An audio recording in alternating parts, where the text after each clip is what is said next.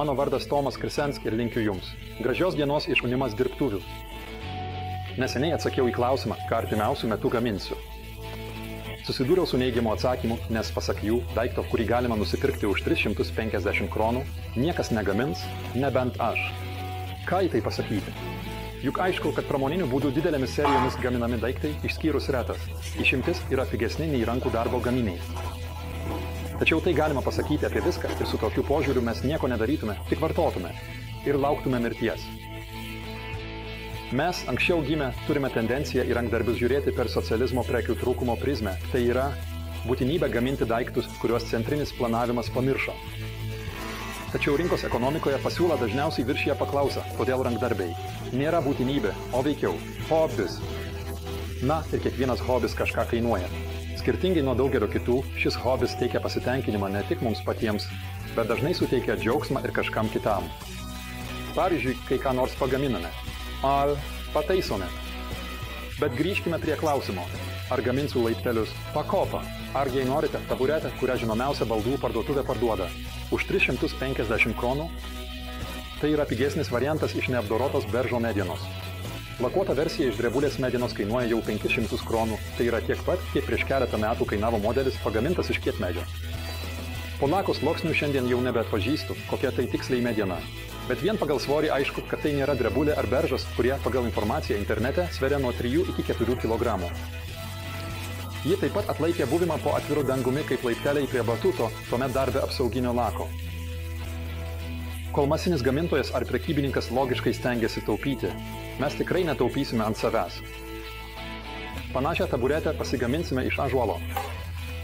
Nereikia spręsti transportavimo ir pardavimo sandėliavimo, todėl nedarysime kompromisų su išardomomis jungtimis ir nenaudosime nė gabalėlio plieno.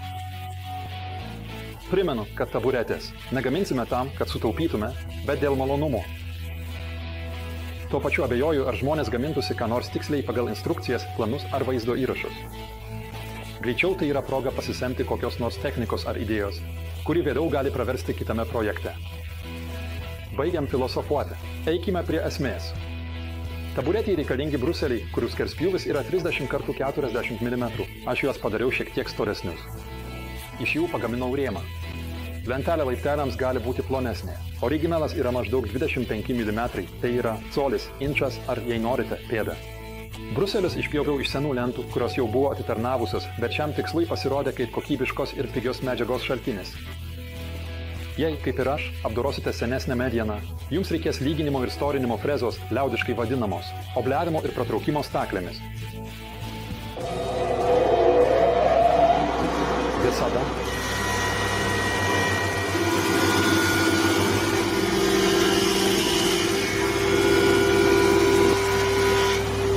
pradėdavau nuo vieno krašto, kurį išlygindavau, o tada nuo jo nupjaudavau bruselius, kurių plotis buvo 42 mm.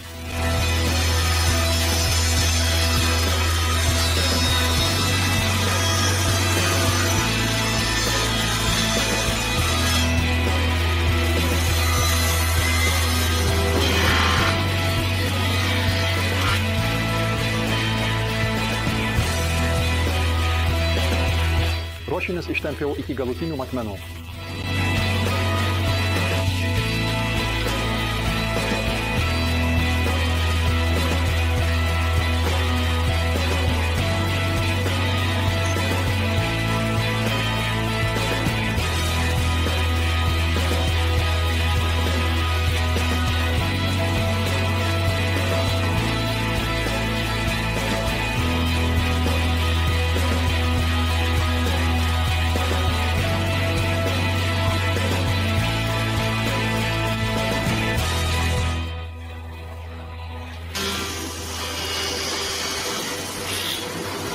Kad paviršiaus kokybė būtų kuo geresnė, pasidariau peilius paaštrinti.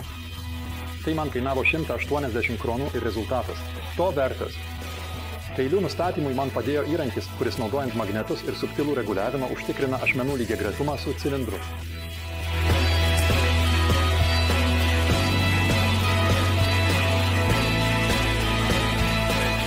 Joks stovintis elementas nėra vertikalus, su pagrindu sudaro 5 laipsnių kampą abiejose ašyse.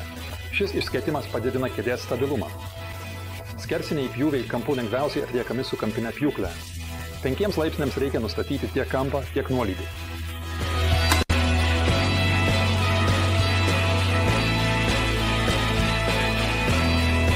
Žinoma, tai galima padaryti ir ant pjūklo staklių, kur 5 kampų nustatome disko nuolydį ir kampinį kreiptuvą.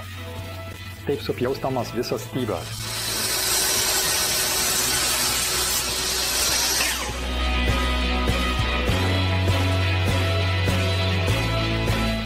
Horizontalios skersinės dalys galuose yra tiesiog paprastai nuožulnios, tačiau 5 laipsnių kampų reikia nuobliuoti viršutinį kraštą, kad priglustų sujungti elementai, taip pat, kad suklijavus rėmą susidarytų lygi plokštumą laiptelių tvirtinimui. Originalas šiuo atžvilgiu yra supaprastintas, nes laipteliai yra prisukti, todėl jungiamoji plokštuma nėra tokia svarbi. Atskiras rėmo dalis sujungiau naudodamas kaiščius ir klijus. Kaišiavimui naudojau visiškai paprastą įrankį, kuris užtikrina sujungiamų dalių suderinimą.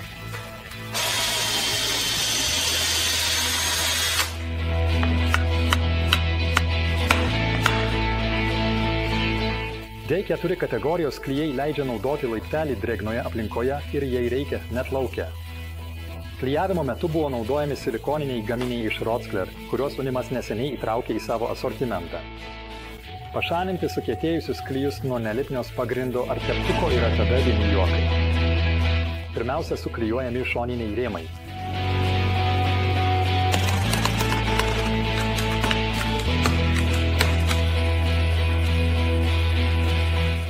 Vėliau jie sujungiami skersiniais. Po klijų išžiūrimo visus dalis užapvalinau frezą.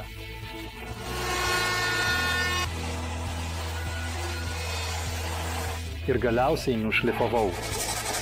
Taigi, einame prie laiptelių. Iš likusių lentelių suklijavau plokštę. Dėl mažų matmenų naudojau varžtinės paustukus. Kai kitame projekte klijuosiu didesnę plokštę, mielai jums pristatysiu specialius paustukus plokštėms tiesiai iš Unimas gamybos. Siūlės ištempiau storisomosiomis staklėmis ir supjausčiau iki galutinių matmenų.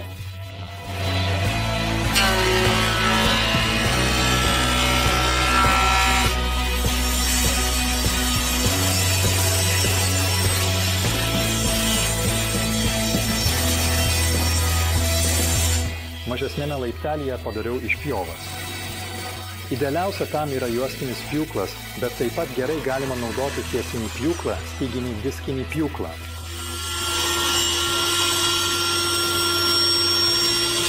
Ir žinoma, klasika rankinį pjūklą. Idealu vėl pjauti 5 laipsnių kampu, kad viskas puikiai susijungtų. Aš vėl suapvalinau kraštus su maršrutizatoriumi. Ja taip pat naudojau viršutinės laiptelio angos gamybai. Tam man praverčia šablonas, kurį pasigaminau anksčiau. Naudodamas kopijavimo žiedą ir spiralę frezą, galiu lengvai išpjauti vienodus angas patogiam laikymui tiek įvairiose dėžėse, tiek dirbtuvėms skirtose įrenginiuose. Na, o tada vėl seka galutinis šlifavimas. Taip pat viršutinės plokštės su rėmų sujungimui pasirinkau kaiščius, bet ne tiek dėl tvirtumo, kiek dėl padėties nustatymo klijavimo metu.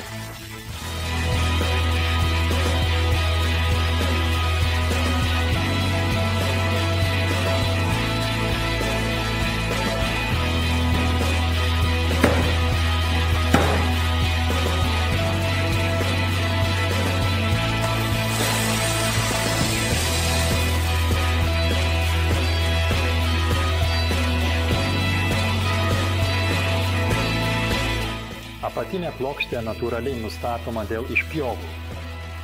Laipteliai iš esmės yra baigti. Jau priklauso tik nuo jūsų, ar ir kaip apdorosite medieną. Interjerai jis gali likti visiškai natūralus, bet net ir ten rekomenduočiau bent jau kokį nors aliejų ar vašką. Kalbant apie gamybą, rekomenduoju vis dėlto šiek tiek pagalvoti ekonomiškai, nes kai jau turite nustatytas mašinas, verta iš karto supjauti medžiagą kitai kėdėjai. Aprašyme po vaizdo įrašų rasite nuorodas į produktus, kuriuos naudojau gamybos metu. Tikiu, kad laipteliai pradžiugins 2 kartus. Gamybos metu ir naudojant. Tegul jie tarnauja jums arba kam nors kitam. Linkiu sėkmės ir laukiu susitikimo kitame Unimas dirbtuvių projekte. O taip, nepamirškite prašau pamėgti, dalintis ir prenumeruoti. Ačiū!